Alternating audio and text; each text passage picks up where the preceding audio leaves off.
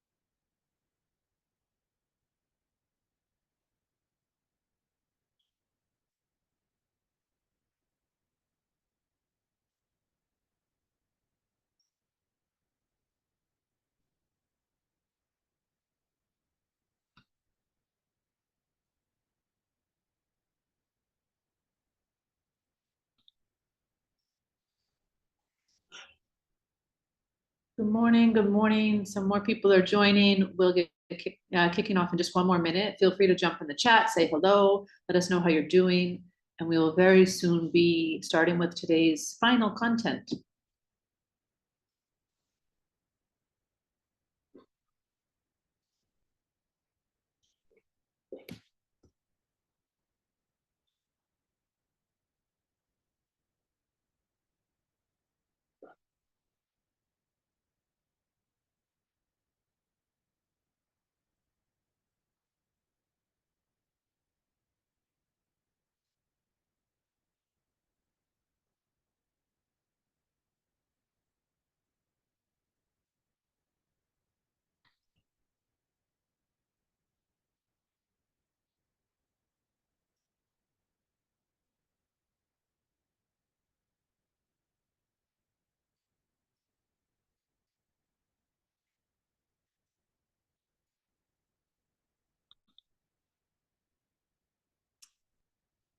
All right, ladies, let's go ahead and kick off. Good morning to all of you once again. It's great to be here with you for, can you believe it's our final session?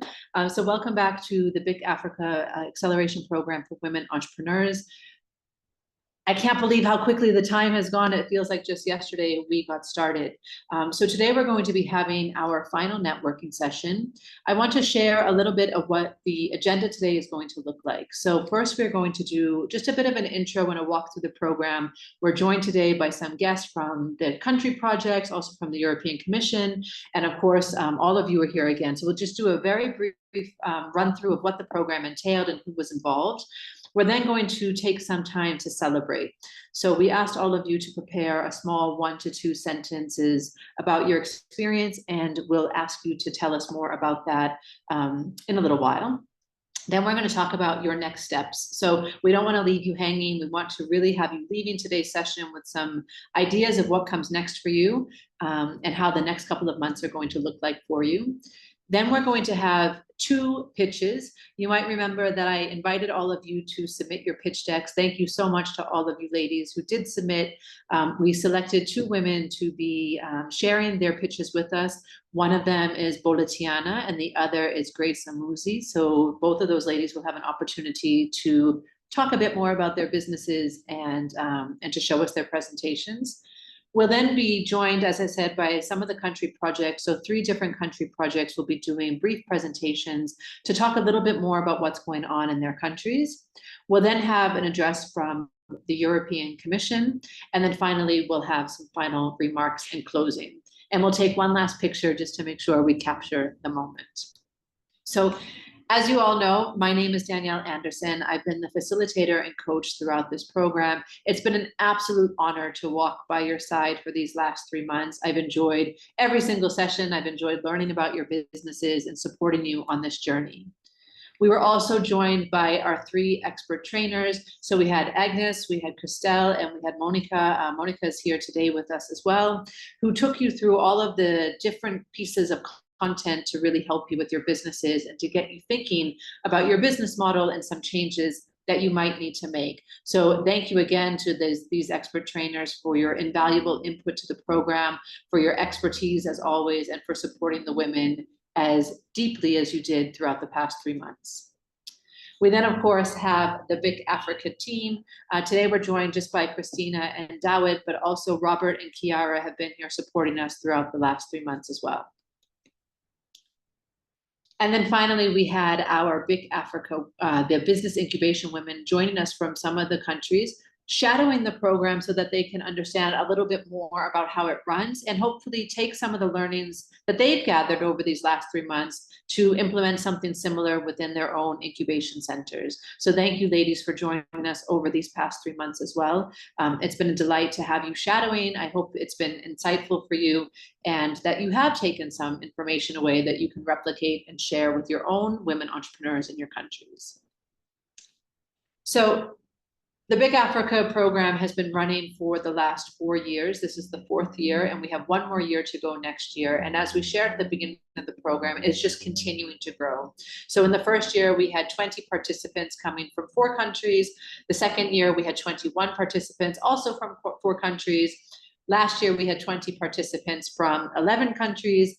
And this year, we had 23 of you joining us from 10 different countries. Our time together was robust. So we started off with a networking session where we got to know each other, where we understood a little bit more about what our goals are and what we were trying to achieve during our time together.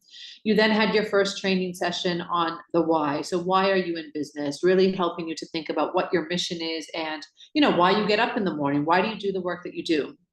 We then had our first coaching session on leadership and influencing, where I encouraged you to think about yourself as a leader, because you are leaders. All of you are leaders. You're leading organizations. Some of you are leaders in your communities as well. So really thinking about what type of leader you are and where some of your gaps might be and how you can, strengthen in some areas and also lean into your strengths in other areas. We then had our second training session also with Agnes on what is your business. So she talked you through what is your unique value proposition and really working through your product development, thinking about what it is that you're selling. Do you need to make any changes? And being very clear about what makes you different from your competition. We then had our third training session about how will you make your business work. So really rethinking your business model. This one was also with Christelle, going through the business model canvas, thinking through the different pieces of what your business model looks like and how you might need to make some tweaks along the way to make it even stronger.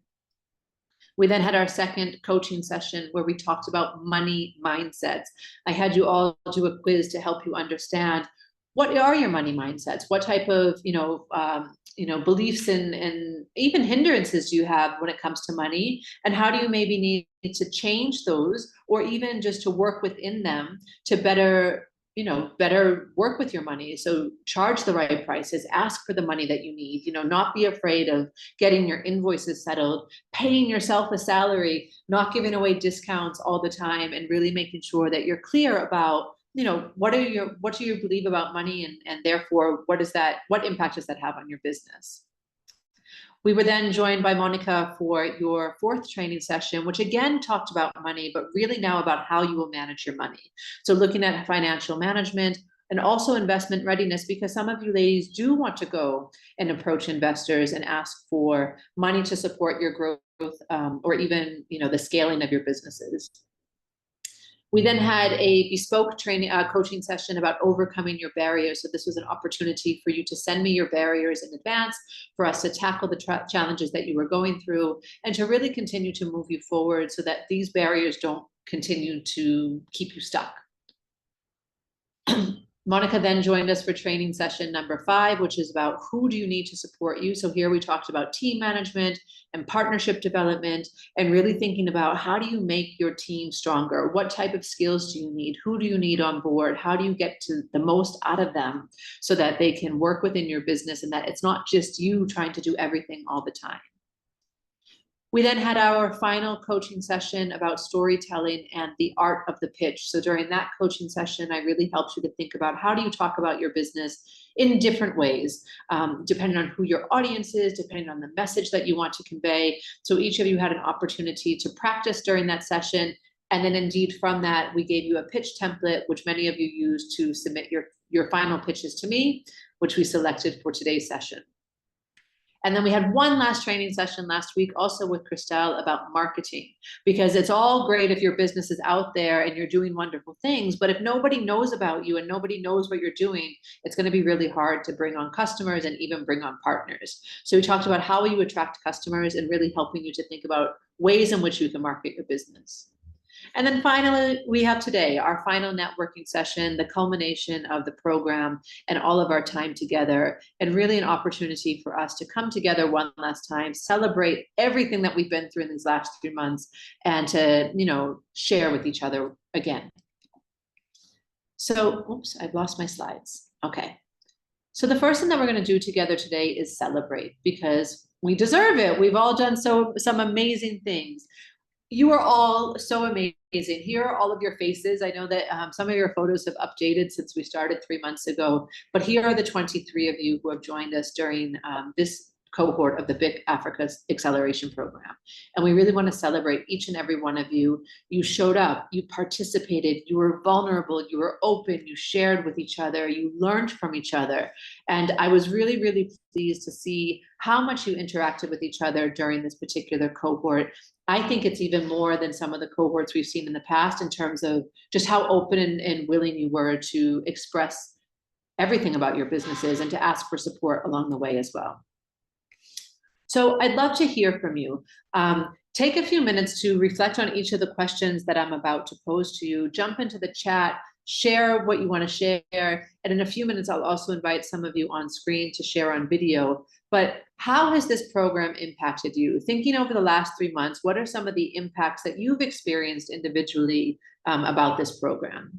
So take a moment, type in the chat with me, and I'll share out some of your responses as we go.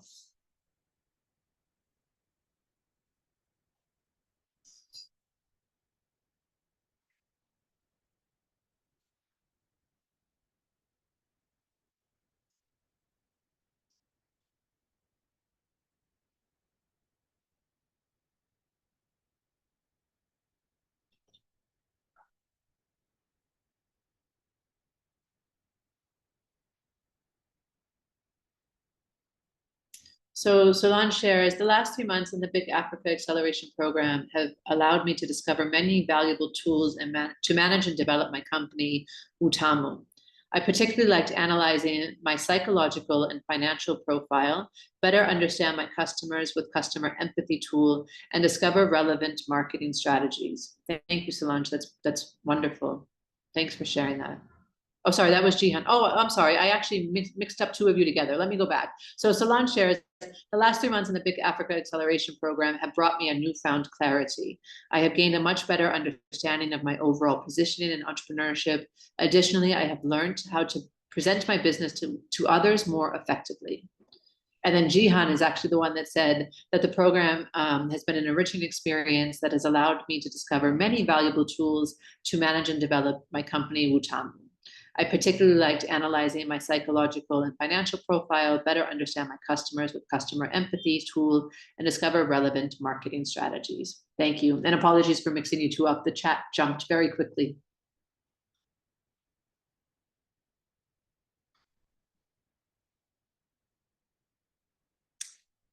So the acceleration program has pushed me to move from the comfortable seat I was on to pivoting, which the company needed.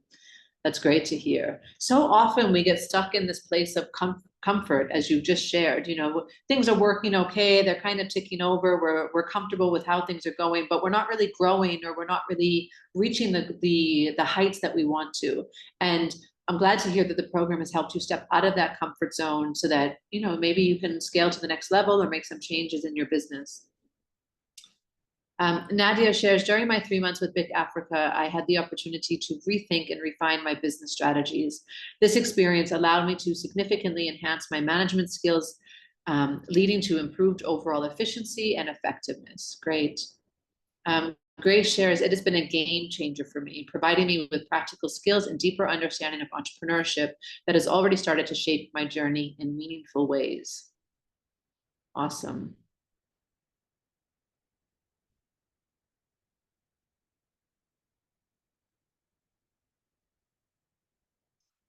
All right, feel free to keep sharing. I'm going to move on to, they're all coming now. Okay, hold on.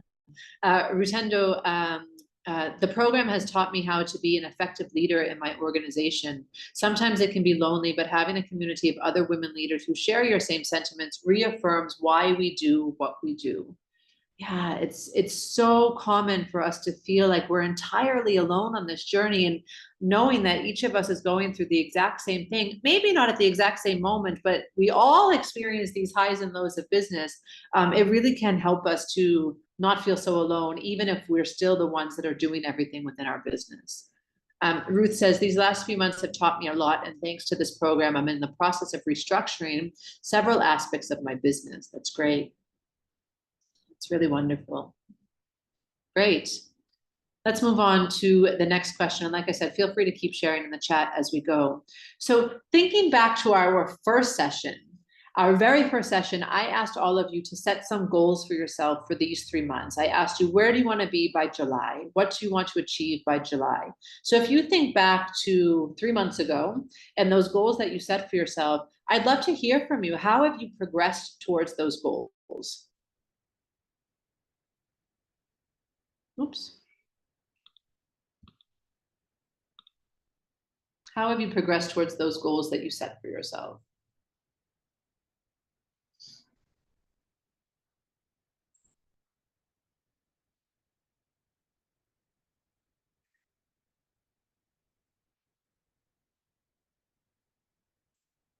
So to the last question that Dave shares, it has helped me rethink my business, identify and close existing gaps, and also gain clarity in the most challenging areas of my business.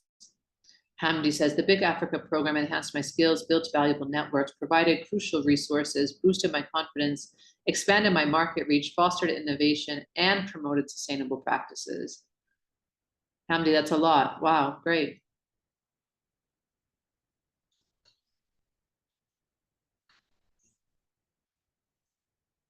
So think back to some of those goals. Did you reach them? Did you exceed them? Did you miss some of them?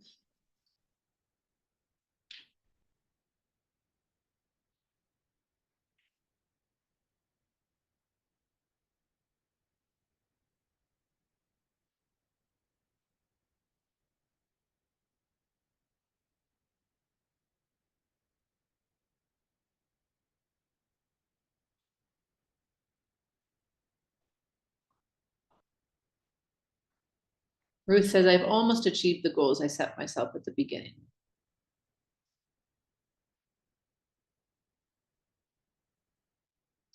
And you know, when it comes to goals, we often have to keep our eye on our goals, but also understand that sometimes there's going to be some changes along the way.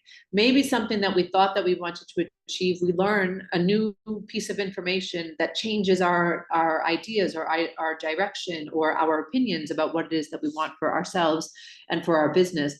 And that's okay. Now, what I'm not saying is to always change your goals and to lose focus and to jump from one thing to the other. But sometimes we do have to understand things might take longer than we anticipate, things might be harder than we anticipate, and sometimes completely things might entirely change, whether it be with a new product idea or a new service idea or a new region. We might reassess the situation.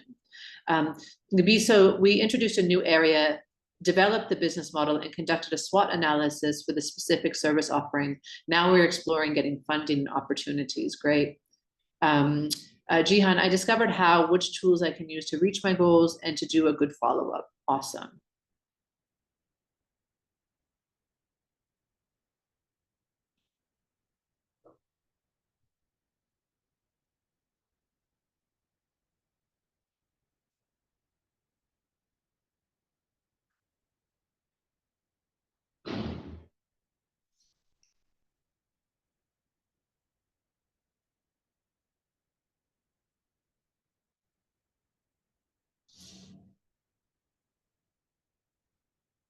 Okay, the next question.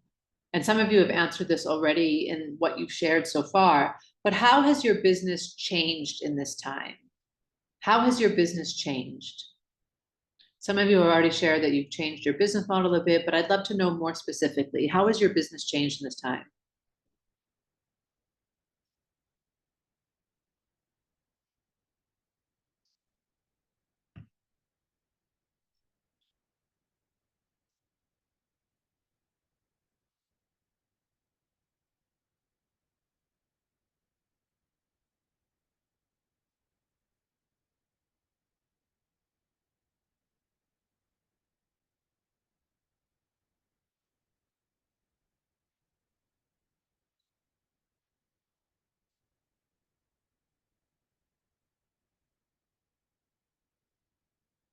So Nadia says, I have reevaluated my unique selling proposition and unique value proposition, as well as the financial management of the company, and I'm looking for solutions for improvement.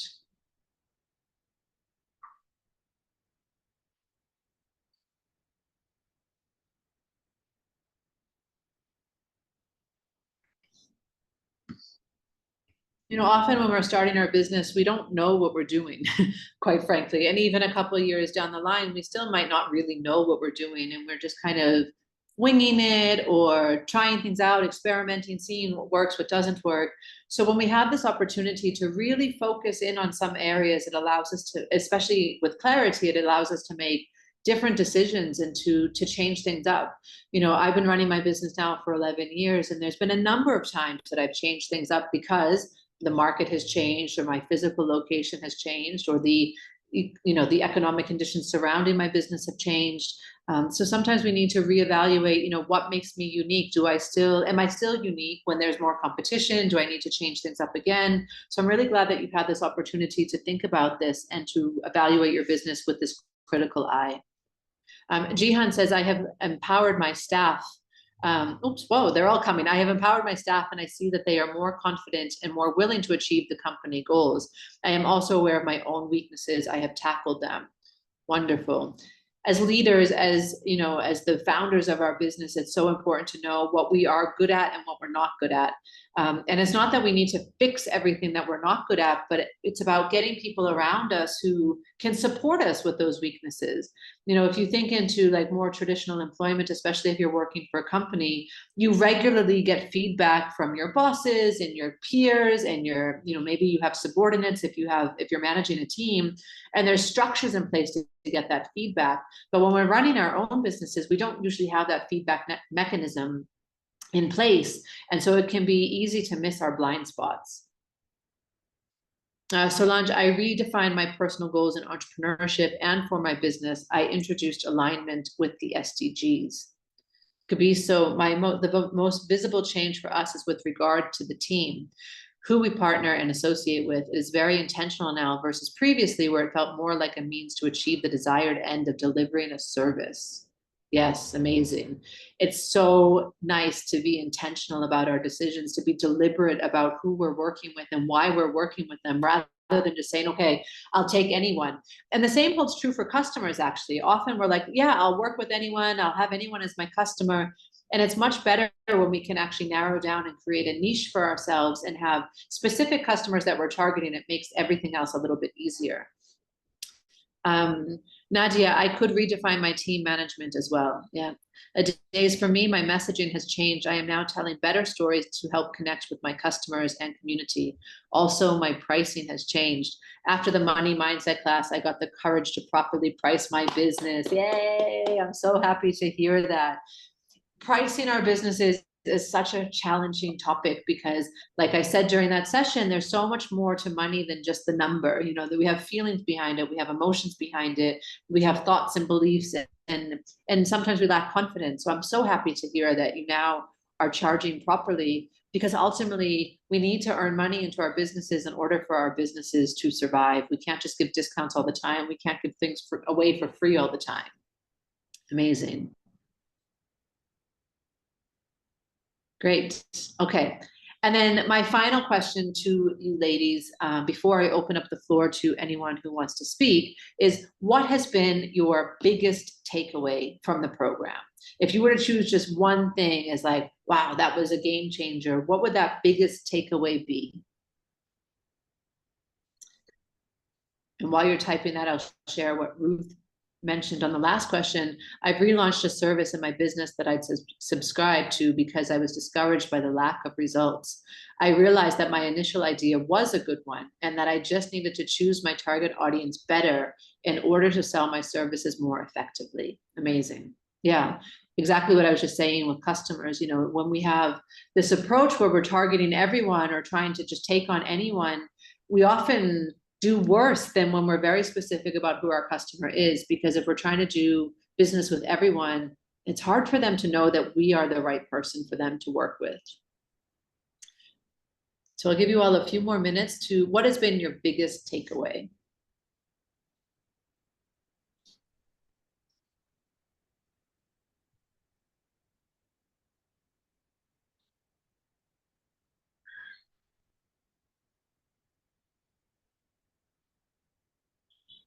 Marek, welcome. No worries about being late. I have gained from this program a different point of view, how to identify specific customers and understand my business in an easy way. Great, thank you for sharing. Boletiana, more confidence in talking about my business. And I can't wait for you to share more in a little while when we invite you to do your pitch. To be so confident in myself, leadership and management, and service offering, expertise and professionalism. I struggled with imposter syndrome, and now I am more open to network and share. That's beautiful. I'm glad to hear that. And a word about imposter syndrome. I know we've talked about it a number of times throughout the program, but just a final remark on imposter syndrome. You're going to feel it. You're going to feel it more than once, right? You'll get to a point in your business where it comes back. Maybe you're taking the step up. Maybe you're getting a contract that's worth thousands and thousands of dollars, and you feel like, who am I for them to choose me to deliver this contract or this piece of work? And you might feel like an imposter from time to time. It's normal. It's completely normal. And what I'd like to say is, you wouldn't be selected or you wouldn't be chosen if you weren't eligible, if you weren't credible, if you weren't experienced. So try to remind yourself that you've been selected for a reason, that you've been in this program for a reason. You remember, you beat out hundreds of women to come into this program. You know, you ladies are all very strong leaders, and you have the ability to grow your businesses. So when imposter syndrome comes up again in the future, and like I said, it will come up. Like, I've been in business 11 years, it still crops up from time to time. When it comes in, just remind yourself of all of the great things that you've already done. Remind yourself of your achievements. Remind yourself, okay, I'm not an imposter. I know what I'm doing. I have experience. I have achievements. I have the confidence to take myself forward. And even when you're lacking that confidence, even when that imposter syndrome comes up, just feel the fear and do it anyway. Allow yourself to be afraid sometimes and to overcome that fear and to take a step. You know, you can still be afraid, yet take action. You don't need to let fear hold you back or stop you completely. Ruth says, oh, sorry, let me come back to Ruth one second. So Hannah, my biggest takeaway is almost all challenges by entrepreneurs and how much storytelling impacts the product selling point. Ruth says, to be proud of myself and confident. Jihan, my biggest takeaway is that I have the ability to master my business, to act on all aspects of my business with powerful tools. Nadia, professionalism in business. Ruman, the BIC Africa program has addressed topics that give me the power to be in charge of my business. To the areas there are areas directly in control of the leader, i.e. my mindset towards money and business, leadership, overcoming barriers. All of these I'm already applying to grow my business. I have also developed a strategy to market my products. Thank you, BIC Africa. You're welcome. Solange, understanding my entrepreneurial profile, leveraging my strengths. Kofelo, at the beginning of this program, I thought I had an idea about how the company must evolve. However, as a leader, I found more creative ways to strategize. I am less anxious of change. Adays, my biggest takeaway is gaining clarity in an area of my business that has been a problem to me through the one-to-one coaching sessions. That's great to hear. Yeah, a number of you, more than half of you, in fact, did have a relationship with a mentor, and that relationship is continuing for another few weeks. So for those of you who really have found that to be useful so far, I'm really happy to hear that. So before we move on to the next section, I'd like to invite any of you, it doesn't have to be all of you, it can just be a couple, but whoever wants to come on video, who wants to come off mute and just share a piece of what they want to, and this can indeed also be the mentors or the trainers. Ismahan, I know that you wanted to come on and just share a small piece of, a small word with all of us. So if you would like to say something, please just raise your hand and then we'll unmute you and ask you to join us on video.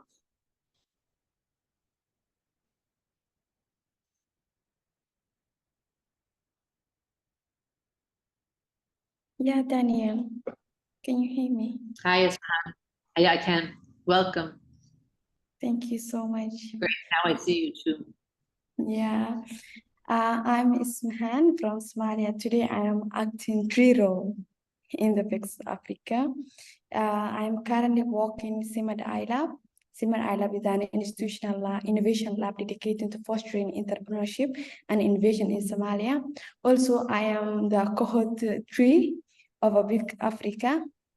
Also, I am the one admin and finance in BIC Somalia cohorts. So I'm happy to have been selected to shadow in this valuable program and to present the future entrepreneurship development in my country. I want to share a small in my journey. I was part of that cohort I already told you back when I was a student. My journey with the program has been incredible, exciting, absolutely. I see on the Zoom my mentor Maria.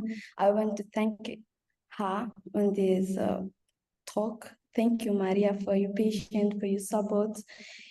Before starting the cohort 3, it's absolutely I have empty about what is the business model canvas, but now I want to thank Maria to say now I'm MBC expert. Like I learned more about her, and also I was already told you we are running our second cohort in BIC Somalia. In Somalia, it is already progressing smoothly. We are already in week 5. And the impact we are making is truly inspiring. I would love to be part of the mentors in the 5th cohort. If I get the opportunity, is also excitement. Also, I would love to meet all the team BIC members in a person one day. I want to thank also Christina, Daniel, and all the amazing mentors who have made this journey so impactful. Thank you for this incredible opportunity and for your support you provided. I look forward for you continuing this journey and making difference in my community. Thank you, Daniel, for your support. It's an absolutely amazing journey. Thanks, Ismahan. Thank you so much, Ismahan. Thank you. It's great to see you again. Welcome.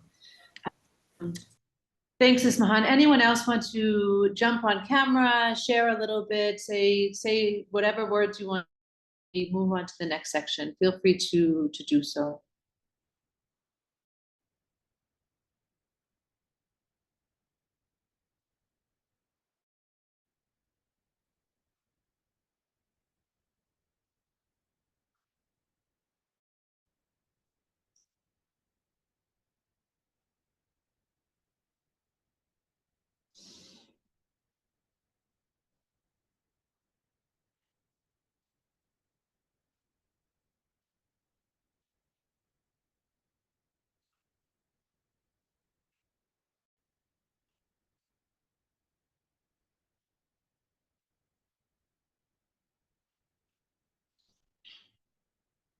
Okay. If no one else wants to speak now, that is okay. If you change your mind later, just let us know in the chat and I'm happy to unmute you and have you join us. We're now going to move on to the next section, which is about your next steps. So again, I want to pose a couple of questions to you for you to think through. And the first one, and also to share in the chat if you feel comfortable doing so, what changes do you want to make in your business? Some of you have already shared team, changes to your products, etc. But be specific again. So in your business going forward as a result of the sessions, as a result of your maybe mentoring sessions or coaching sessions. Let's hear about some of these.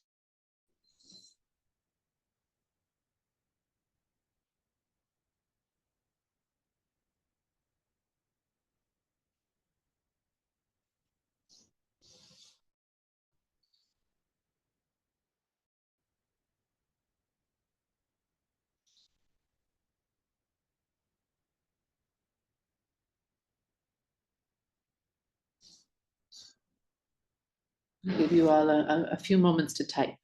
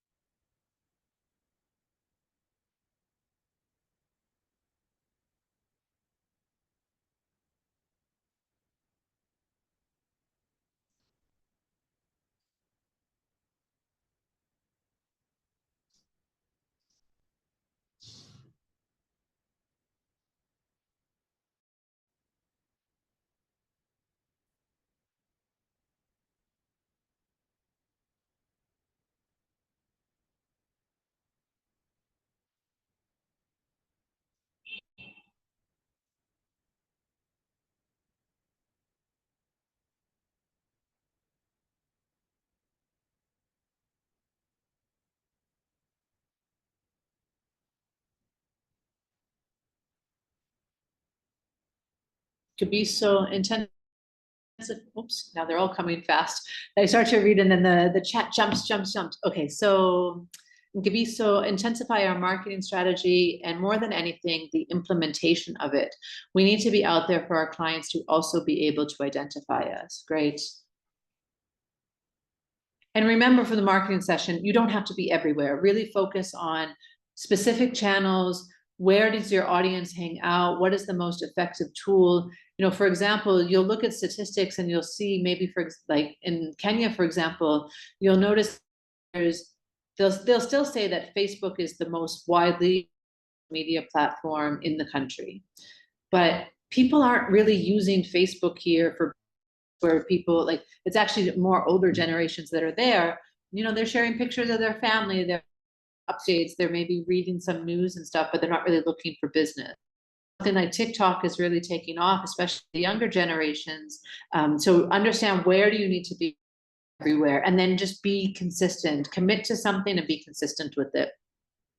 Marek, I have started my journey since 2022, so I have a little I have a little experience in how can I make products for my customers, but I want to change strategy and how to manage my business. Yeah.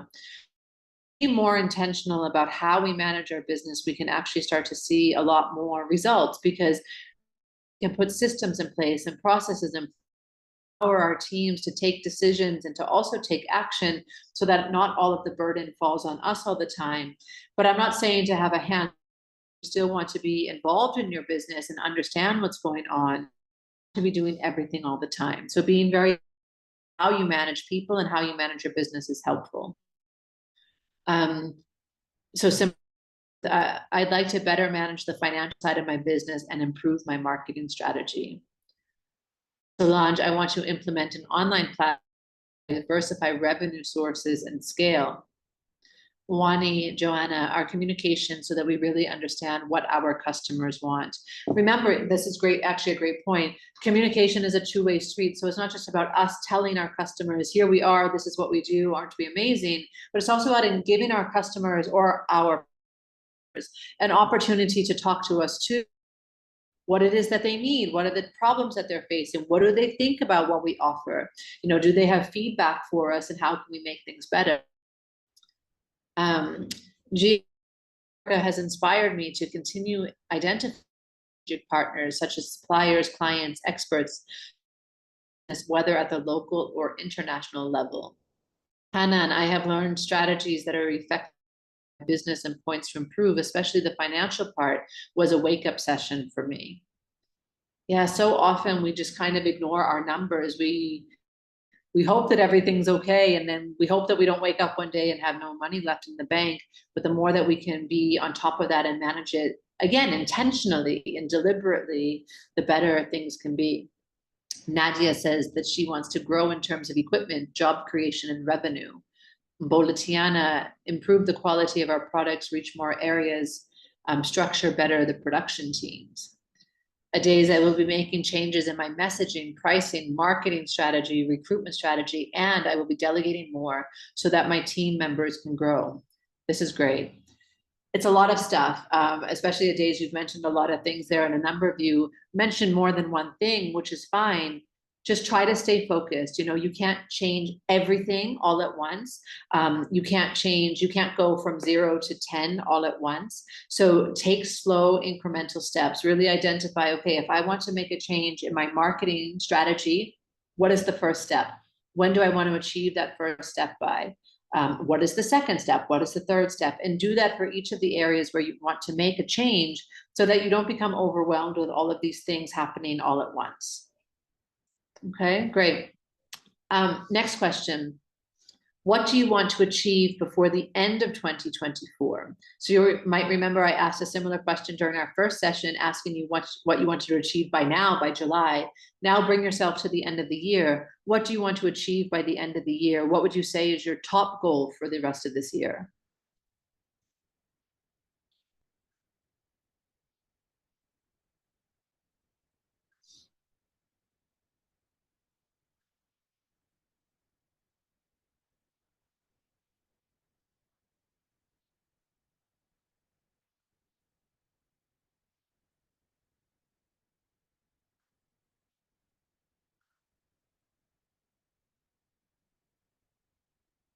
Again, give you a minute to type. I'm just watching the chat. I don't want to rush you.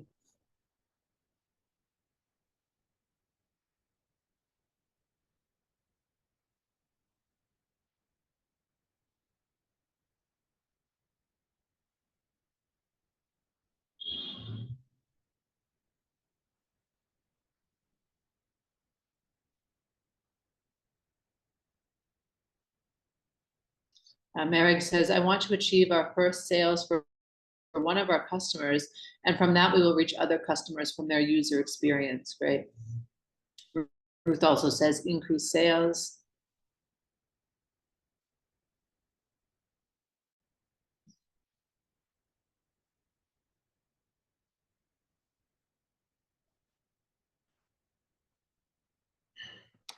Kalkadan, I want to see myself tackling, oops, now everything's jumping.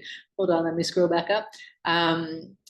Actually, Kaviso, increase income generation, grow the technical team. Kalkadan, I want to see myself tackling on the barriers that keep hindering my company, as well as myself, such as knowing financial management, communication, and exploring marketing strategies, and money archetype based on the training and mentoring sessions, then to evaluate changes.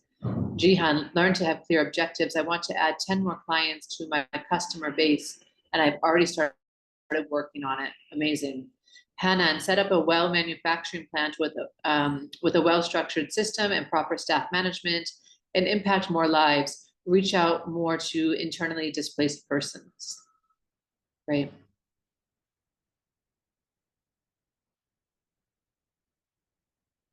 Yeah, and Jihan shares a really important point. You know, make sure that your objectives are clear. Don't just say, I want to increase my sales, but try to be specific. How much do you want to increase your sales by? How many customers do you want to grow by? You know, try to make them as specific as possible so that you know if you're reaching what your targets are. Solange, create a more autonomous team and prepare to apply for investment funding for our platform.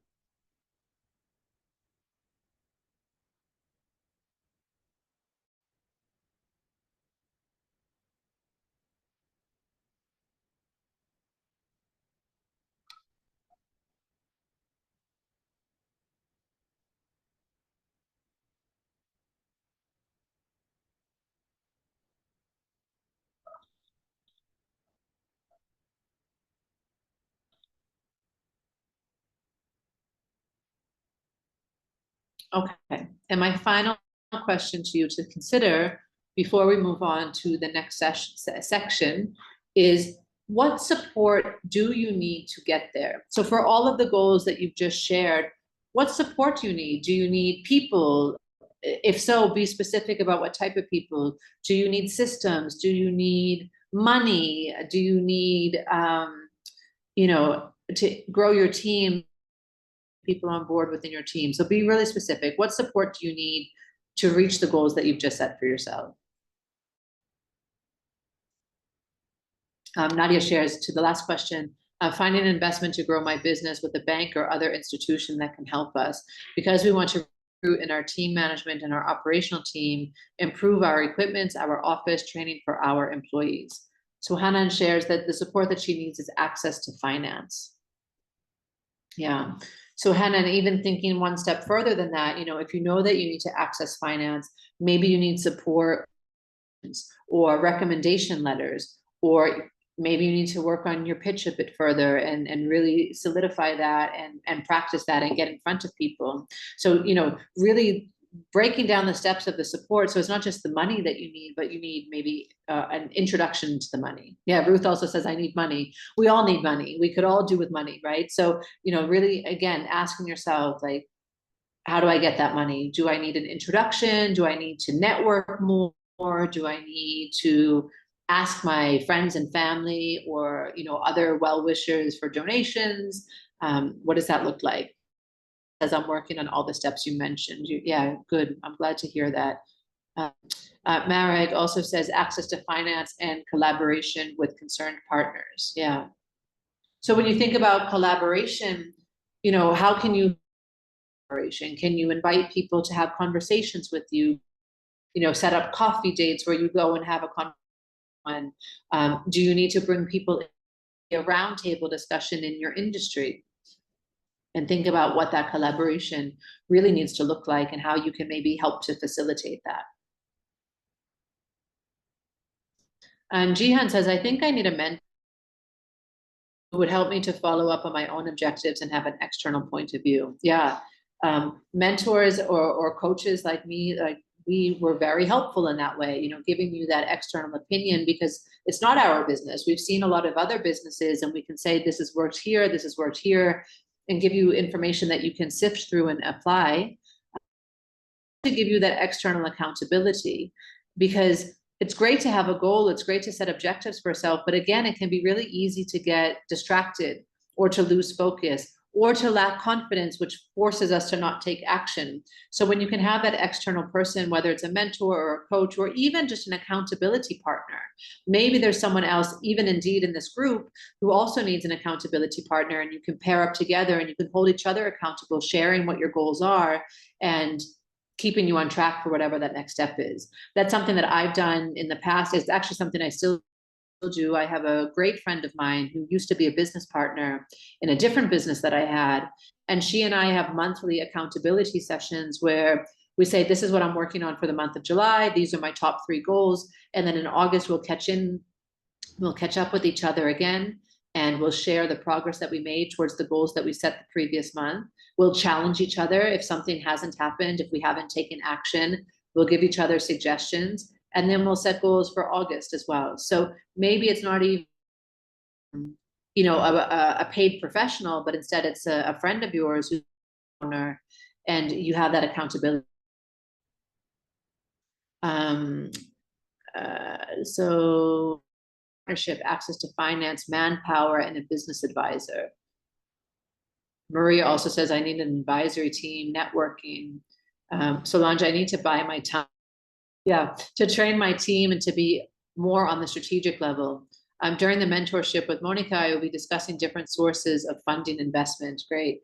Yeah, and the buying the time thing is super important for all of you as well. How do you create more time in your schedule? In fact, I actually had a masterclass on this just 2 weeks ago with my helping these women in business better at, identifying how much time do you actually have? How do you structure it in a way that makes sense so that you can get things done?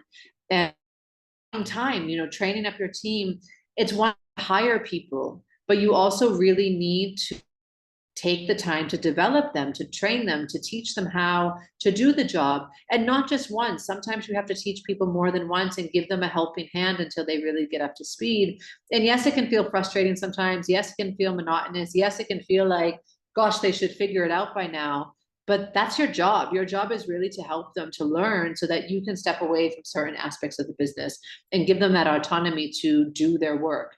Now, one thing that I always suggest, especially so that you're not completely hands off from your business, is maybe you just have a regular daily basis where you say, okay, it's maybe it's the start of the day, maybe it's the end of the day.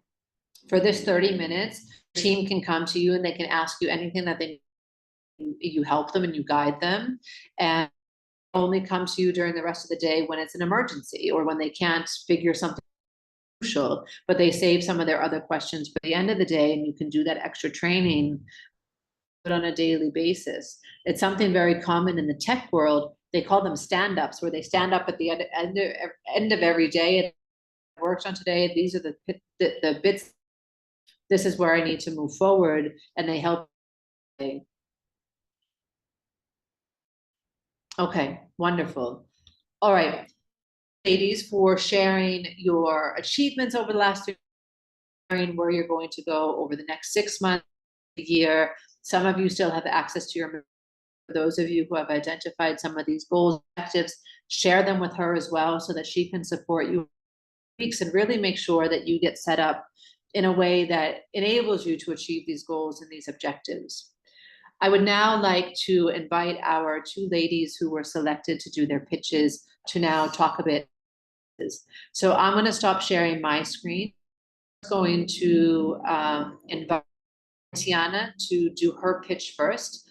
So Boletiana, go ahead. I'm going to stop sharing mine, and I invite you to share yours. So come off mute, put on your video.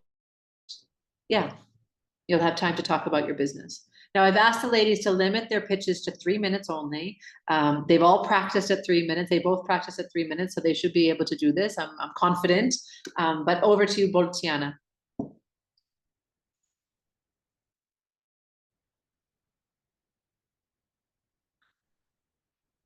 So I see your screen, but I don't hear you yet. So I don't know if you've unmuted. Oh, you have, but I'm. Oh.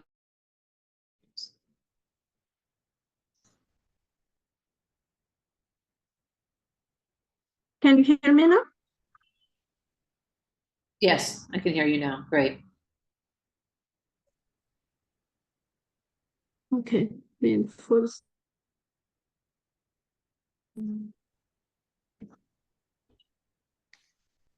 Okay, so hello, let me talk to you about how we transform rural Madagascar one piece at a time.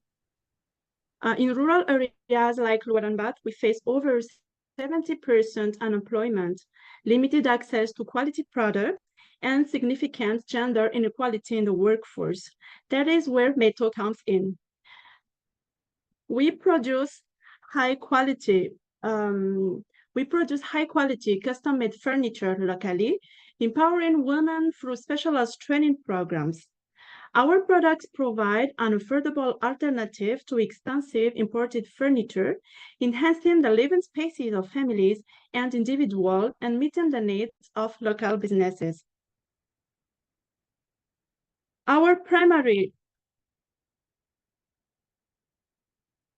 Sorry, my screen doesn't work.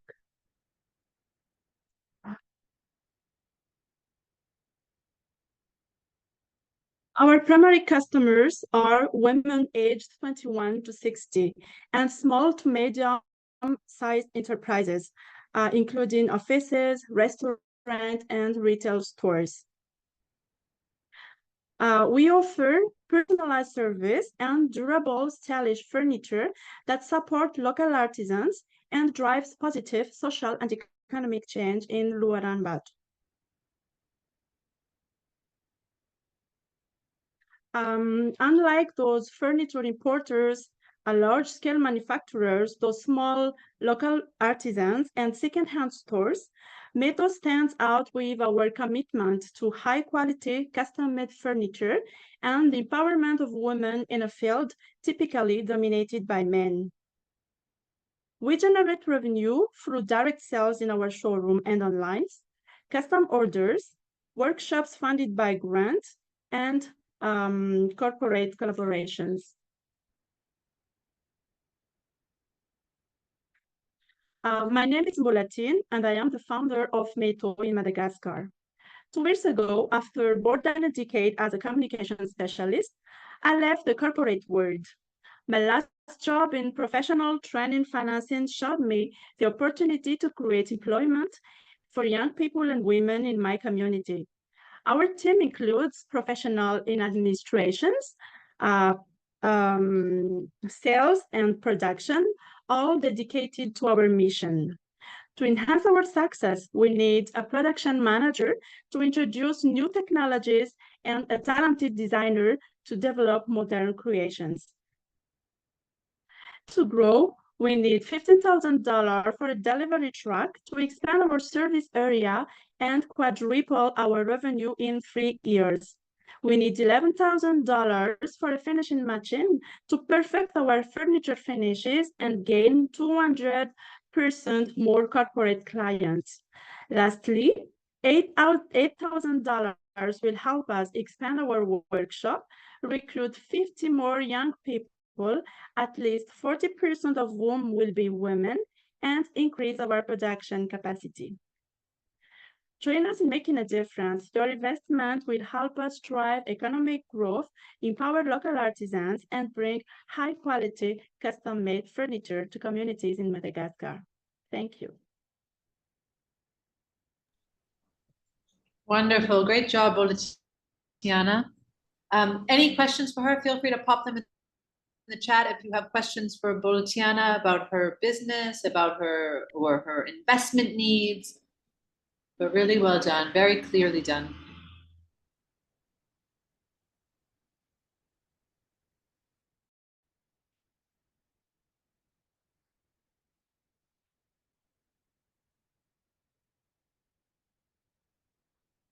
Okay. Yeah, well done, well done. Wonderful. I'm getting lots of accolades in the chat. For agreeing to share about your business. I'm really happy that you had an opportunity to do so. Next, I'd like to invite Grace Amuzi to do the same. So please, Grace, share your screen and come on camera and tell us about your business.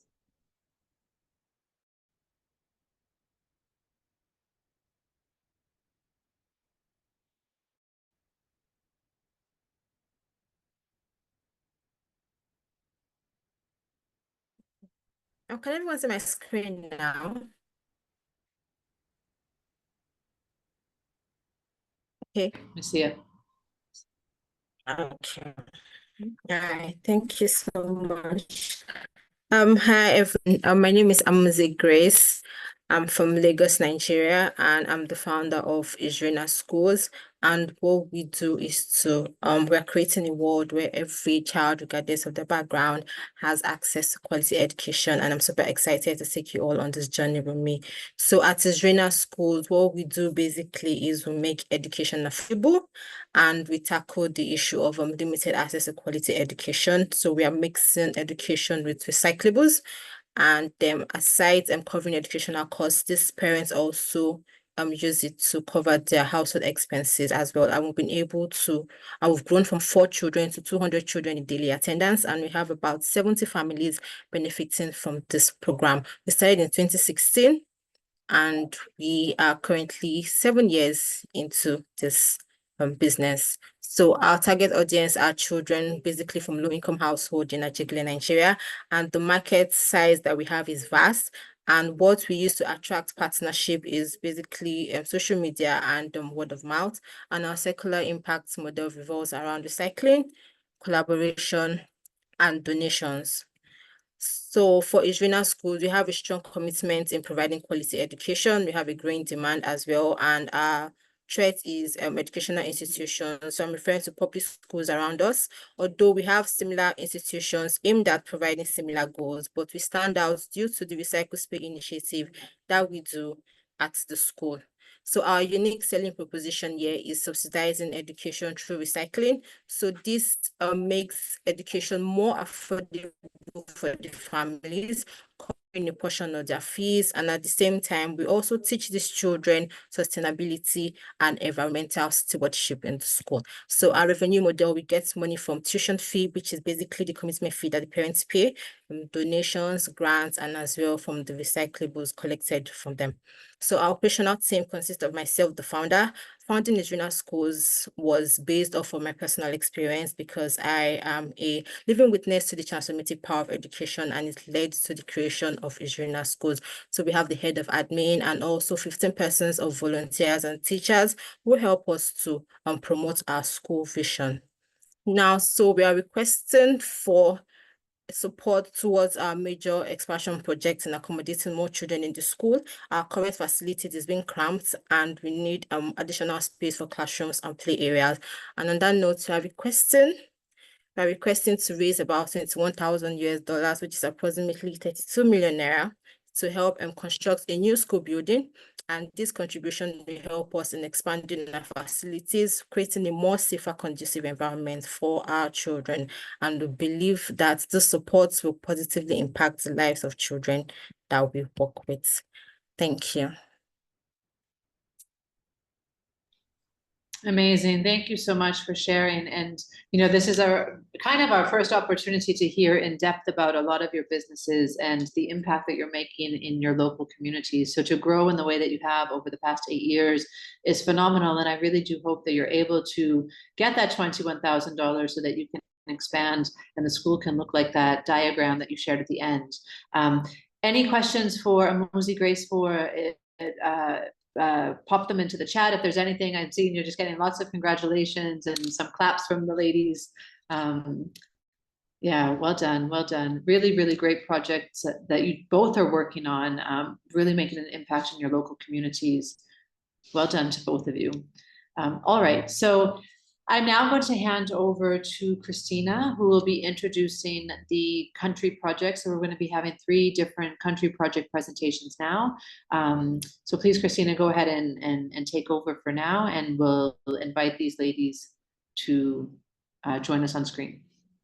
Thank you, Daniel, so much. And again, congratulations. Not just ladies, we have gentlemen. Congratulations to Mola, Tiana, and Grace for the great speeches. Well done, ladies.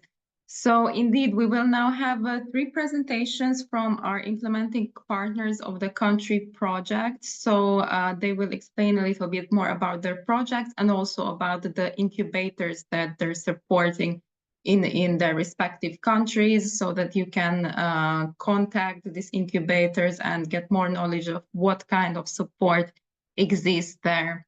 So, as such, firstly, I would like to invite Reinhard Wagner from UNIDO, who will be representing the Madagascar Incuboost project.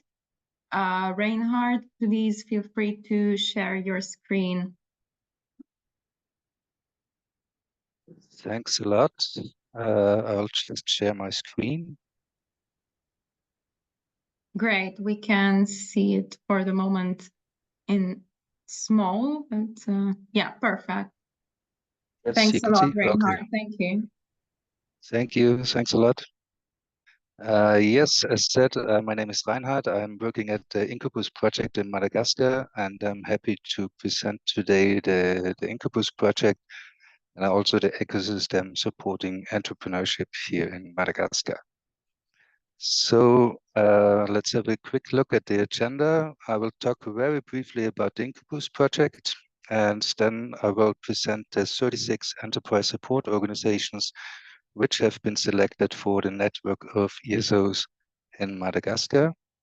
And finally, I'm also talking about the contact details of the ESOs here in Madagascar.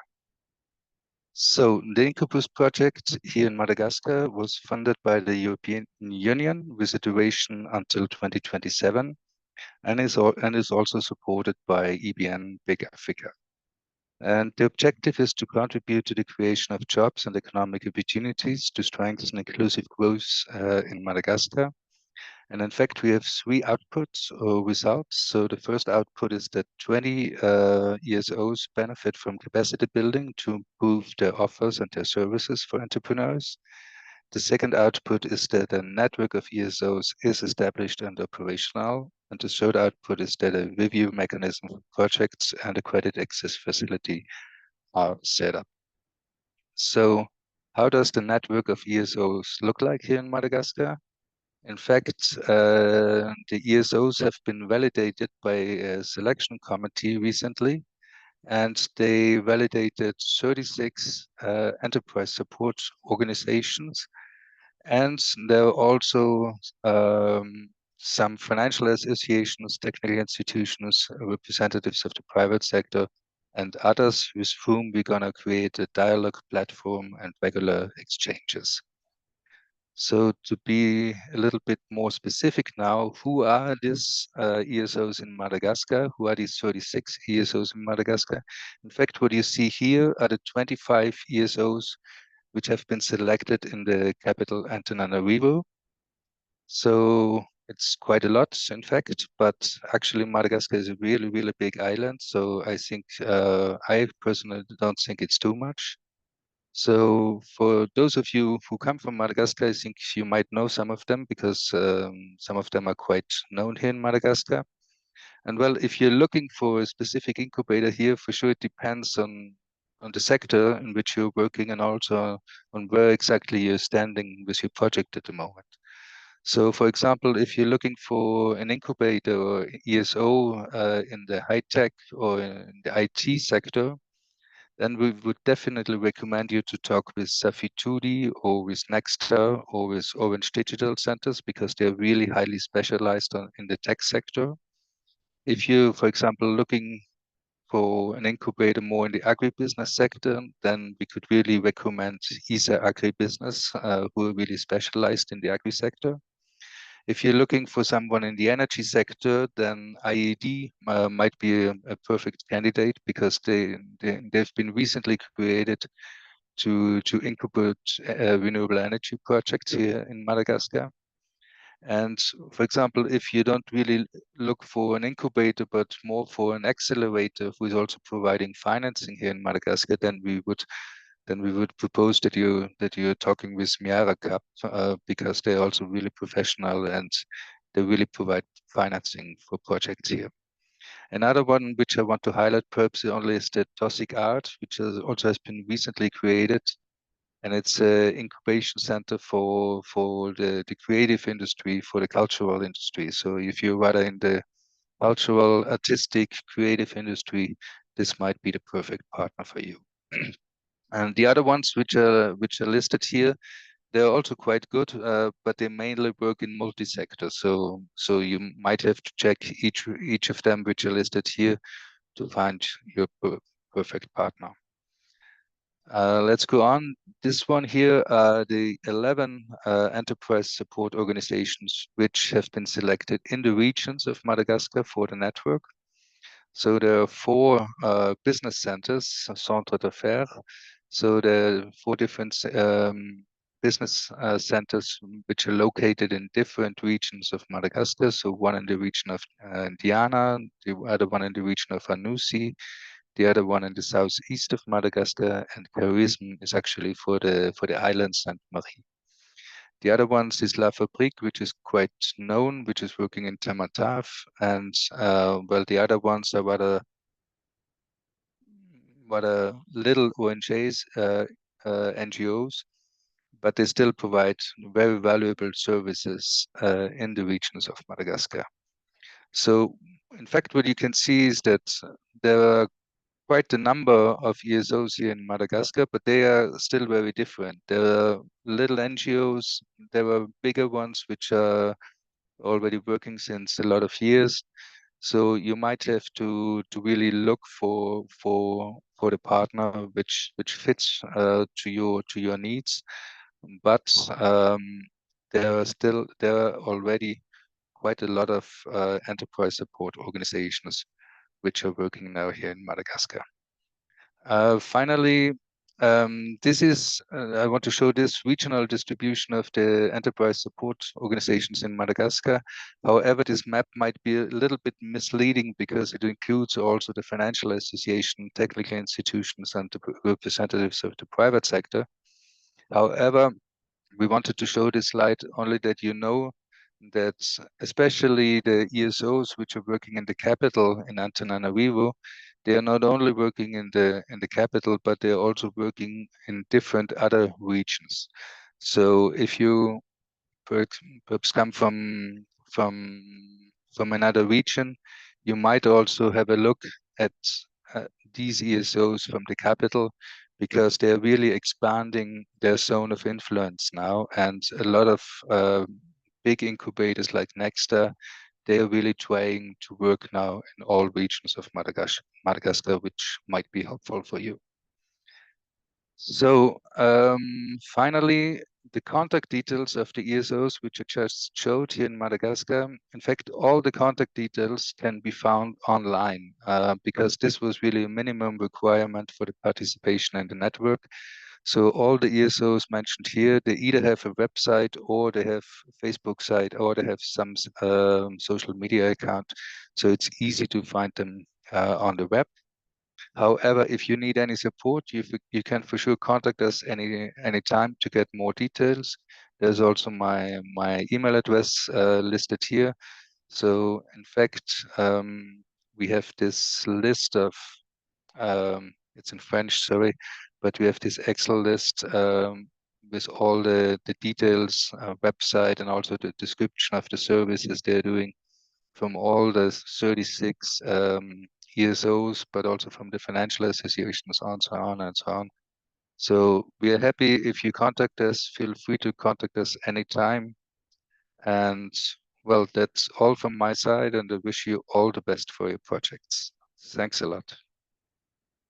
Thank you so much, Reinhard, for the presentation. I think it was very useful, and thank you for being here today and taking the time. So ladies from Madagascar, really please feel free to reach out to Reinhard if you would like to get more information. Also, we will be sharing, of course, the presentations from today on our usual shared platform, so you will find all of them and all this information. Thanks again, Reinhard. So next, I would like to invite Sabine Shaknet from SEQA, who is representing BIC Ethiopia to present the Ethiopian country project and the incubators. Sabine, please feel free to share your screen. Thank you. Hello, good morning, or yeah, still good morning, I would say, to everybody. As Christina said, I think you can see the screen now. As Christina said, I'm representing BIC Ethiopia. The way I understood is that we have to explain briefly about the project, but mainly we have to explain what would be interesting for the companies, startups, MSMEs that are based in Ethiopia, what kind of support or what kind of help we could offer as a project.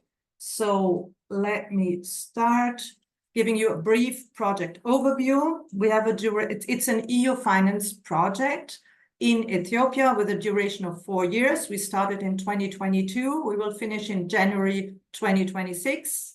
5.5 million volume, 90% from the EU. And we specifically have the target to capacitate business incubators in supporting agri-tech and agri-business startups and MSMEs to improve market access, to generate higher income, and finally also to create jobs. So what we do is we work firstly with incubators. We have 15 selected from the ecosystem by expression of interest, that we also really match the correct and proper target incubators. We created 3 new incubators that are part of our consortium partners, and the other 13 are experienced incubators already part of the ecosystem. And of course, we are not only working with the incubators, we also work with the final beneficiaries, which are agri-tech and agri-business enterprises. Our target is really to reach out to 530 startups and 360 MSMEs. The project is implemented by 5 partners and SEQA. SEQA is the lead, based in Germany. The partners are the AXA Chamber, the Addis Ababa Chamber, Adelphi, an organization from Germany that is experienced in training and financial support in development work. We have Growth Africa from Kenya, and we have ICE-HAWASA and Mention for Mention. Both of them are organizations based in Ethiopia, and they developed or created a new incubator as part of the project. What do we do? I mean, just in a nutshell, the first step was really to select incubators, to work with incubators, to help them to build their capacity and their organizational sustainability by workshops, training of trainers, facilitation, moderation support, and we provided tailor-made training toolkits for starter and catalyzer trainings. So starter is really for pre-incubation stage, and catalyzer training is for MSMEs, so it's already an incubation stage. That was what happened mostly in the first year of the project. Very training intensive, but what we still have is a network from all these incubators for exchange, peer learning, and collaboration. So we are still very close in contact with them and they with each other to develop further. And what these incubators do now is they did and still do starter and catalyzer trainings for agri-tech and agribusinesses. We call it a mini MBA. So this is really tailor-made trainings with case studies and also mentoring.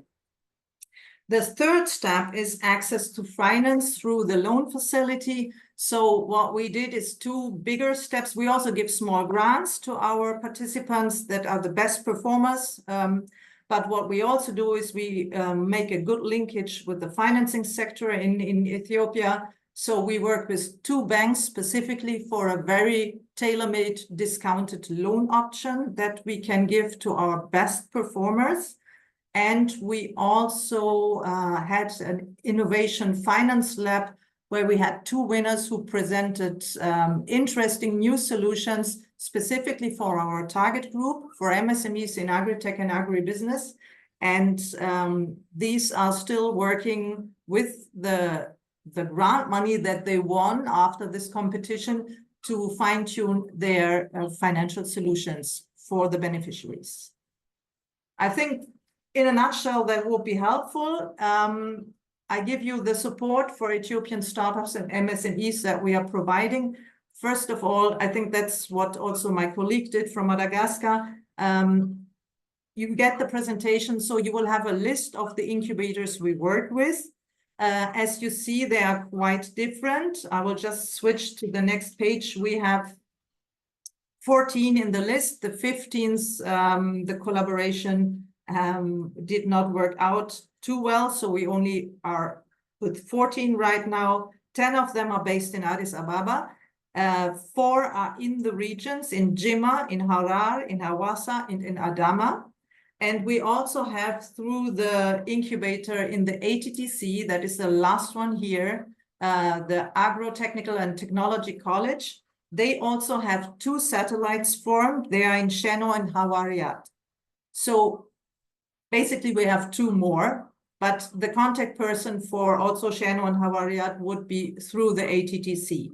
So you have a list with contact person. We have very different incubators here. We have university-based incubators. We have very experienced incubators that are privately funded. We have incubators that belong to the chamber. We have incubators that are more in the area of collaboration internationally. So it is a very interesting mix. And I think if you want to know more, you can check the website or you can contact directly the persons that are listed here with email address and with phone number. These incubators do the trainings for us, or they do the trainings in collaboration with us, would be a better word. But what I could also share is that we have some information material that might be interesting for enterprises in Ethiopia and maybe even in the other target countries of BIC Africa. We have information material on ecosystems. We have a report on the Ethiopian ecosystem, and we have a report which is more a benchmarking, a comparison between Ethiopia, Uganda, and Kenya. So these reports are available in our download section on our BIC Ethiopia website. So if you're interested in this, please feel free to download. And of course, you can also contact us in case of questions. What we also have, what might be even more interesting, is for financial options for MSMEs in Ethiopia. We created a finance navigator for Ethiopian MSMEs. And I know in this women's training, there were also participants from Ethiopia. I've seen that. So maybe that might be interesting. It is a very comprehensive snapshot of the Ethiopian agri-MSME financing ecosystem. And even if you're not into agri or agribiz or agri-technic, I think it's still interesting to look inside because it gives you a quite good overview of what is possible in the country. Geared towards financial support, what we also have quite new, again, on our website, you just go to the news section and there you will find an overview of financial products for Ethiopian MSMEs presented in a video by the financial institutions. Actually, what we did is we turned around the pitches.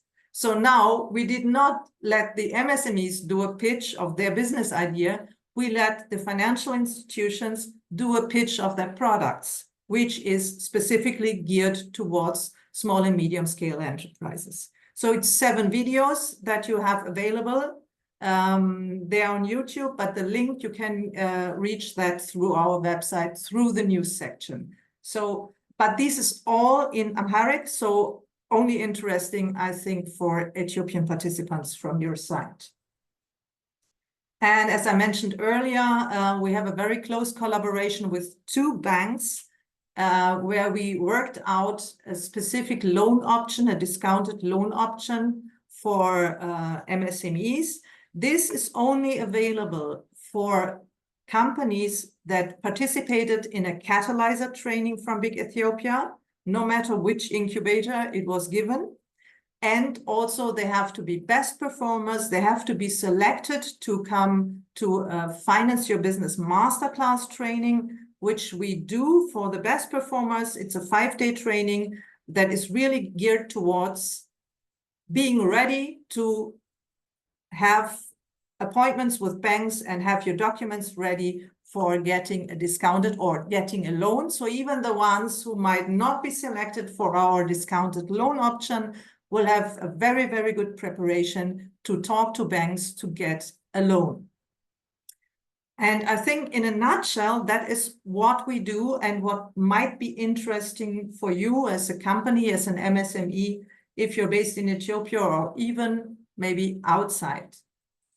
Thank you very much for your attention. And if you have questions, I think you can email us or contact us.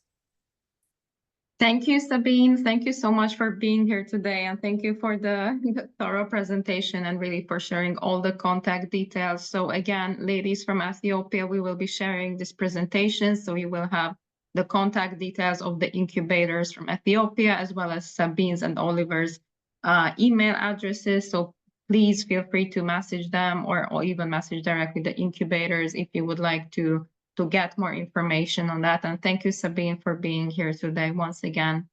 So, and don't forget to check the website if you're interested in the reports or in the finance pitches from the banks. I have been told that they are very good. I mean, I can see them, but I cannot understand the text, unfortunately. Okay, thank you very much. Thank you. Thanks, Sabine. So finally, I would like to invite now Abdulaziz Said, representing UNIDO, who will talk a little bit to us about the Comoros country project. Aziz, the floor is yours. Thanks a lot.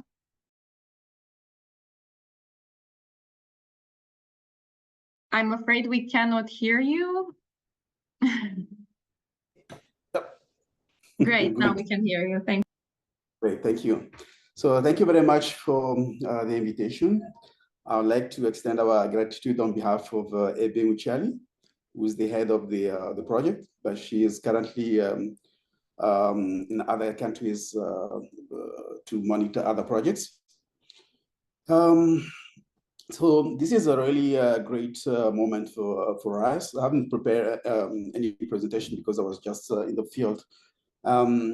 So for us, this is really an exciting moment because this partnership with BIC Africa, we value it very much because we see it as a complementary action to what we are doing. Just to say some few words, last year, out of the 3 candidates who were selected for this program, 2 were actually supported by the projects. And this year, among the 2 women who have been selected, the 2 of them are also part of the project. So we see this as a complementary, and the reasons that we really encourage them to embark on this journey is to help them give another perspective, additional perspectives on what they are already handling with us. And as I used to tell them, when it comes to knowledge, we usually say that 1 + 1 = 3. So it means that if I bring my knowledge, you bring your knowledge, and we top this 2 knowledge. Not only we have the 2 knowledge that we brought out, but we actually create another pyramid of knowledge, which is higher knowledge. Last year, the 2 participants really show us a lot of return from their participation.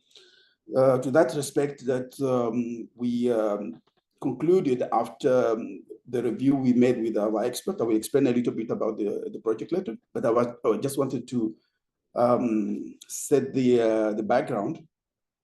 We were able to provide them with equipment to scale up their businesses. Because when we assessed them after their journey, we realized that they had a sharper vision, a better understanding of their market dynamics. They were really strong in articulating their business models and giving concrete ideas on how they were going to tackle the markets and so forth.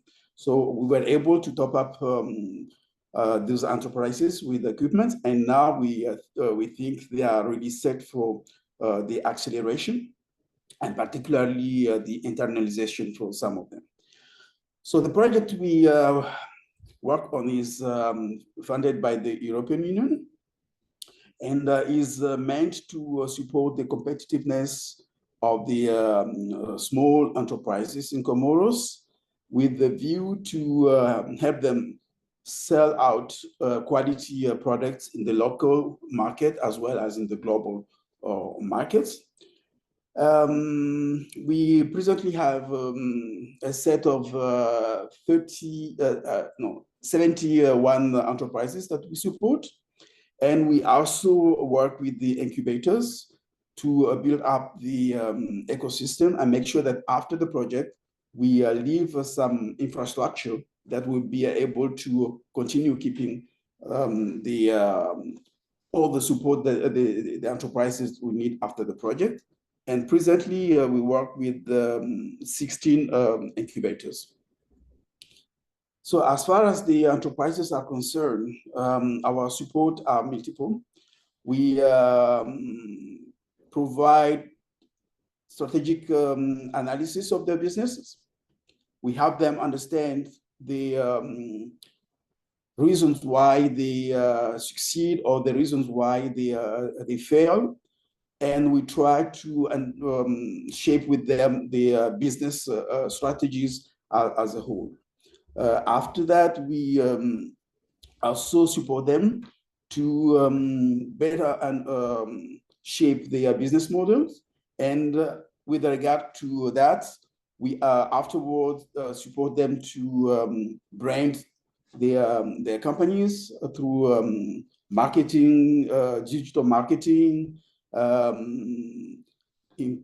increase the presence in the social medias and so forth, and make sure that their brands are better known. We also support them in terms of accounting and financial analysis to make sure that they are break even and that they are not actually just growing up their businesses for such, but also they are making money out of it so that they can be able to invest further and grow again and again and again. The second pillar of our support is based on quality management. We basically assist them to develop the quality processes and systems in place to make sure that they adopt good manufacturing processes, to make sure that the products are able to be certified in further time. And this is another support that we provide them in their journey. Also, they have gone through these trainings and so forth. We make sure that some of them, the champions, have access to international certification to ease the sale of the project in the global market. We also assist them in terms of access to market with our incubators in terms of internationalization of the company, going international, and make sure that they develop the export strategies. They also build up their capacity to tackle new markets out of the domestic market. And the last pillar of our support is access to finance. Also, we actually the process is that we worked with them to build their record, the track records, and make them in creditworthiness and investment readiness also too, so that they can be able to bring concrete results to the banks and convince them to invest so that they can scale up their businesses. Our approach consists of masterclass trainings and also individual coaching in the field, so that we make sure that we create a blend of theoretic and practical knowledge in terms of managing their businesses, and particularly to be able to be autonomous in their own thinking. So we help them understand their business, run their business, and develop their business, and generate the knowledge to keep pace with that. In terms of industries that we cover the three major industries: poultry, cosmetics, and agri-business processing business. So this is in short what the project does. And with regard to the incubators, we work obviously with the partners like BIC Africa to help them develop the knowledge, the capacities, and shape the offers and so forth.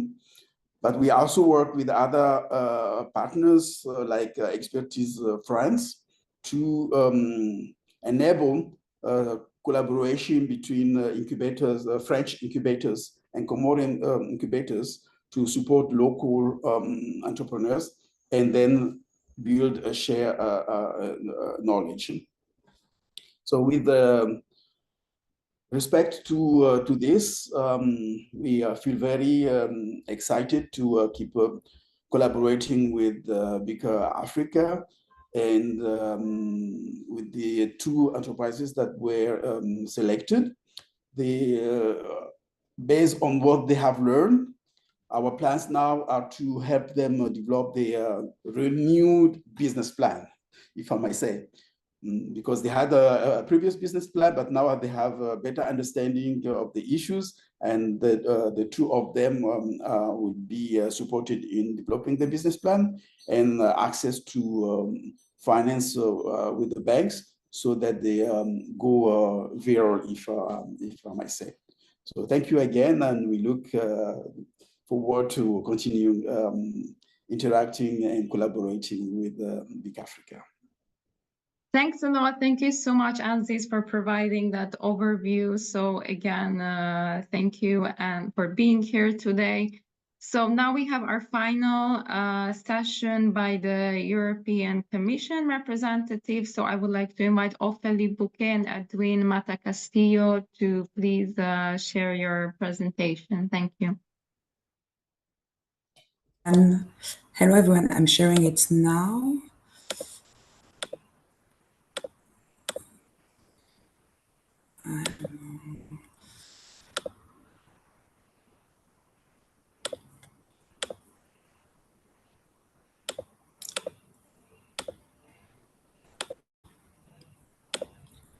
So, can you see it now?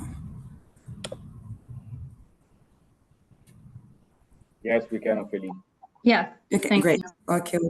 No, first of all, thank you very much for inviting us to this gathering, this exchange. This is very important, inspiring, and also motivating for us to be able to hear from entrepreneurs, for them to address their challenges, but also what worked within the program. So I'm really happy to be able to share with you our Team Europe initiative, which is called Investing in Young Businesses in Africa. This Team Europe initiative has been created and put in place in 2021 because this is for us also a political need to be able to address and support early stage businesses in Africa specifically, but also in other regions. And we try to do this with two main ways: extending financial and technical support, but also strengthening the ecosystem of organizations. And as you may have seen in the last presentation, most of the programs are funded by the EU because this is really important for us to have those two pillars: financial and technical support for entrepreneurs, but also strengthening the ecosystem of organizations. And we see when we talk about early stage businesses, you actually know it for sure better than me, but we want to focus on the development phase and growth phase of medium, small, and also micro businesses, as we see that there is a lack of support by us, EU member states, but also by European DFIs. And the aim of this Team Europe is really to focus on those two phases of the development of businesses. And for this, we have different programs.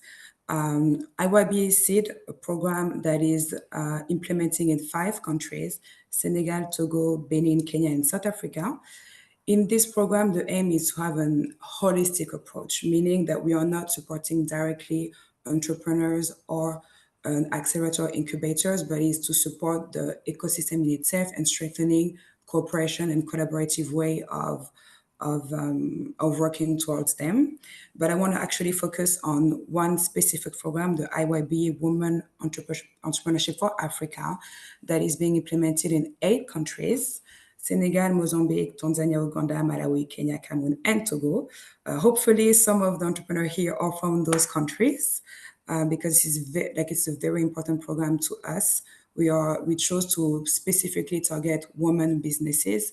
And as we can see in this program, one of the many reasons we did that is we see that most women-led businesses are not just about profit making, which is not a bad thing, but it's also about supporting local communities and supporting women in the workforce, which is important for the European Union and African Union. So this program is being implemented by GIZ in partnership with the Tony Limulu Foundation, which is a foundation that is based in Nigeria and has different programs and projects across sub-Saharan Africa. And this program will be implemented until September 2027 and maybe 2028. So there are different components in this program, and I'm really happy that I was able to take part of this entire session because I could see that some of your not concern, but the things you need more could be addressed in this program, meaning strengthening the networking sessions within the country, but also outside, the need for access to finance. So to start with the first component that he's being implementing by the TUNAME Foundation, it's about providing women entrepreneurs basic training in entrepreneur, online training, but also group coaching, individual exercises. And after a 9-month period, there is pitches from those entrepreneurs with the aim to provide seed funding of $5,000. $500. The aim is to be able to provide this to 900 women entrepreneurs across those 8 countries. Then we come to component 2, and it has been discussed by the previous presentation. This is not just about capacity building for the accelerators and incubators, but to provide also networking session, one-on-one mentoring, and also technical experts matching with partners that are local SOs. And the third component is about access to finance.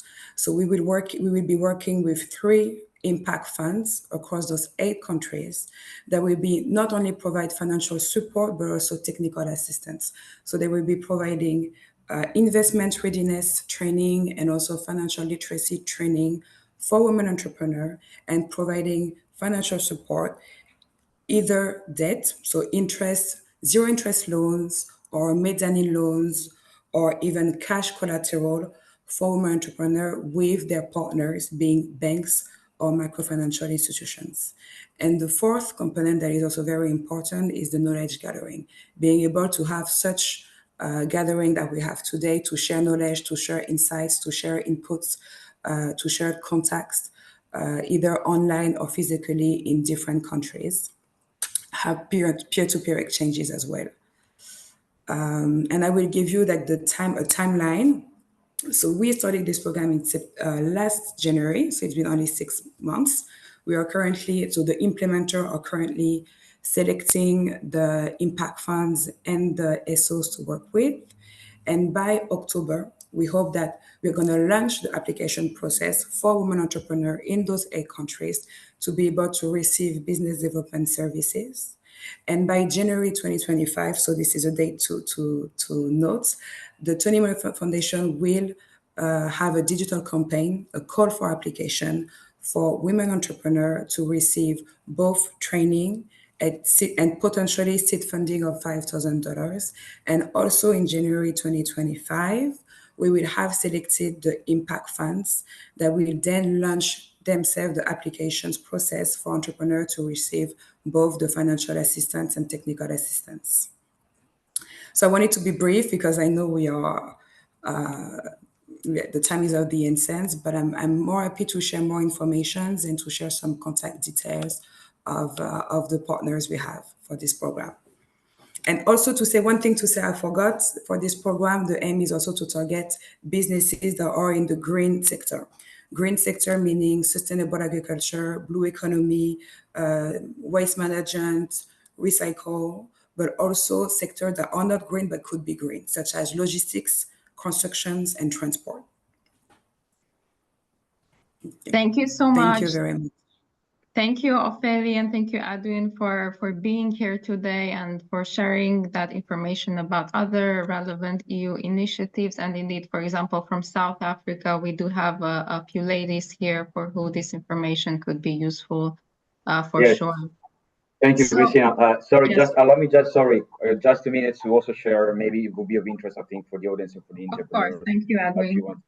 Thank you, Ophélie, for assessing a bit the target and the sectors you were mentioning, green economy. It makes a good transition to what I wanted to share. I didn't have a proper presentation because I didn't have time to prepare, but just for our colleagues entrepreneurs there, to be just wanted to share with them that we are developing a program which is going to be launched current this year in 10 different countries in Eastern and Southern Africa.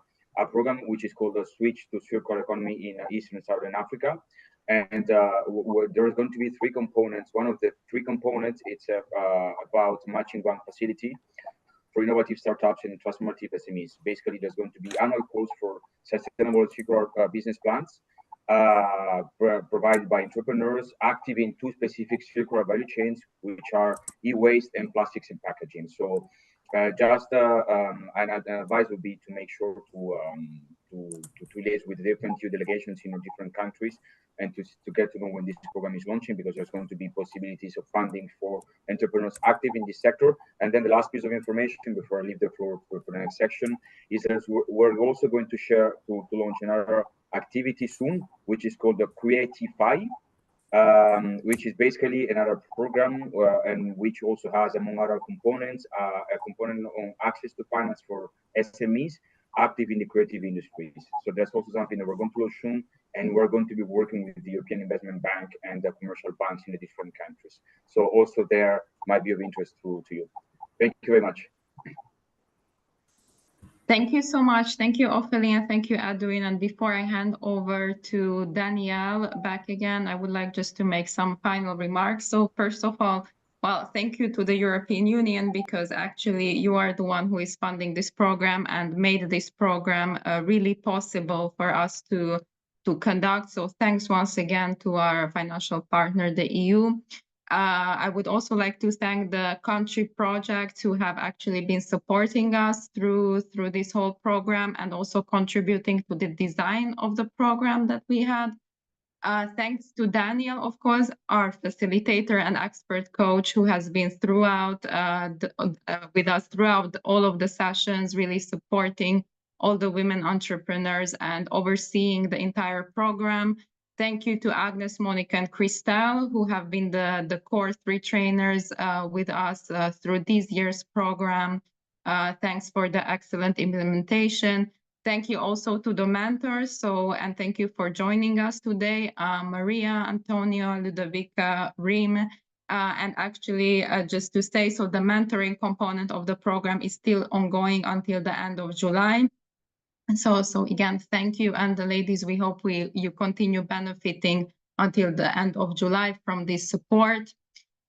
Thanks to the BIC Africa team as well, to my colleagues, Chiara, Robert, and David, who have been supporting with all of the sessions and being here.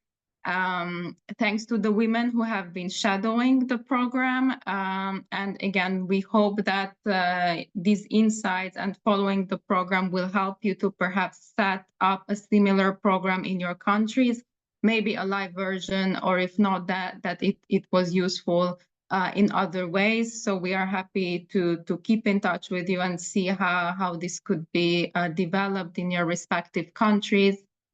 Thanks also to the ladies from the past cohorts who have been able to join us today. It is great to have you with us again. And finally, well, a big thank you to the 23 incredible women entrepreneurs who have been with us throughout these 12 weeks, about 3 months of program. We really, really hope that you've benefited and will keep still benefiting from the mentoring component until the end of July. And of course, just to let you know that really we have been very, very inspired by you. And we see clearly that you are bringing economic and social impact to your communities, which is really, really inspiring, I think, to all of us in this room and to all the mentors and trainers.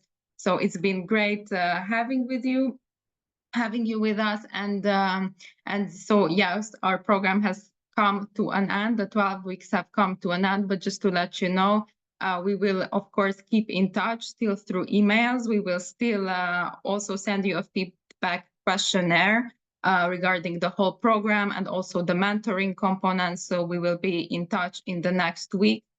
We will also be in touch about further opportunities, again, sharing, like Ophelia and Edwin said, opportunities about other EU initiatives or other relevant opportunities. And so please just keep being active also in the WhatsApp group, keep exchanging with each other. And also, if you haven't done so yet, please join our LinkedIn group.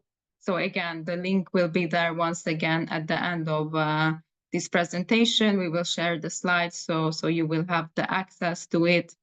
And yes, so now I will be handing over to Danielle just for some final remarks as well from her part. Thank you.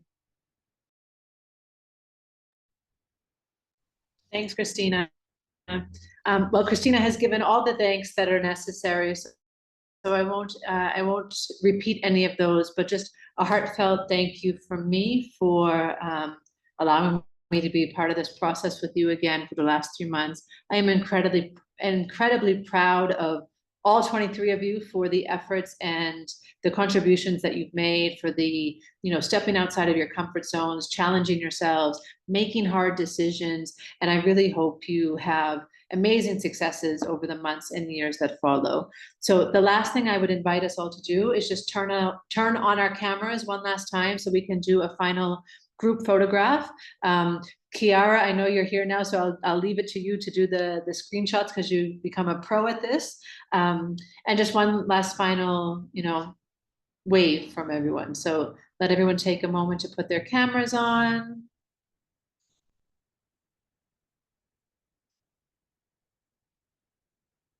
There's lots of thanks coming through the chat. So you're all very welcome. I hope you do decide to keep in touch. The WhatsApp group will be active. The LinkedIn group will be active. Feel free to reach out to us and say hi to each other and say hi. And indeed, if you're in the same countries, if you can find ways to meet up with each other, that's also super beneficial. So I think we have most faces now. Yes, as we are many today, take 2 pictures. All right, so we're going to take, I think we'll take 2 so that Kiara can get both of them, right? So, all right. Ready? So ready? 1, 2, 3. Wait. Zero.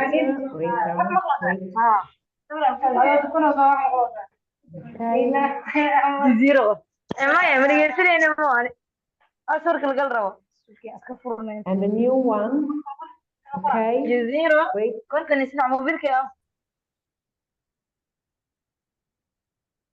Here we are.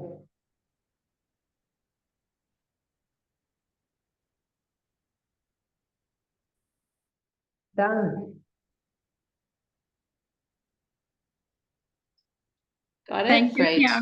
Thank you. Bye-bye. All right, ladies and gentlemen who have joined us today, thank you once again for your participation. It's been an absolute pleasure to be here with you.